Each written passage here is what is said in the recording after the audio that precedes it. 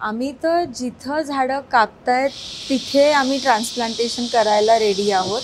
पण माझं असं आहे की म्हणजे आर एन धारीवाल फाउंडेशन जे आहे, आत्ता आम्ही रिंग रोडला ट्रान्सप्लांटेशन केलं आहे. आम्ही रिव्हर डेव्हलपमेंट जिथं चालू आहे तिथं केलेलं आहे ट्रान्सप्लांटेशन.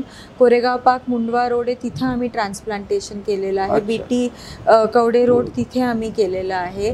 त्याच्यानंतर आम्ही घोरपडीमध्ये ट्रान्सप्लांटेशन केलेलं आहे आत्ता पुण्यात. तर आम्हाला जिथे जिथे संधी मिळते आहे आम्ही आमचे प्रयत्न पूर्ण आहेत की आम्ही ट्रान्सप्लांटेशन करू शकू.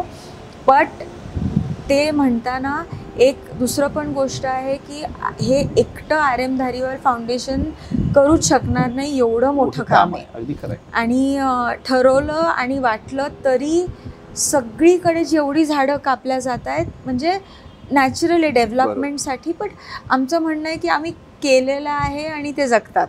म्हणून आमचं असं सगळ्यांना आव्हान आहे की बिल्डर्स आहे, नाहीतर अथॉरिटीज आहेत, नाहीतर जनरली सिटिझन्स आहेत, की बांधकाम करताना झाडं कापण्याची गरज नाही आहे. ते आपण ट्रान्सप्लांट जर केली आणि प्लांटेशन केलं, दोन्ही जर एकत्र केलं तर जो आपल्याला बॅलन्स पाहिजे, इकोसिस्टमचा जो बॅलन्स पाहिजे तो 100% राहणार.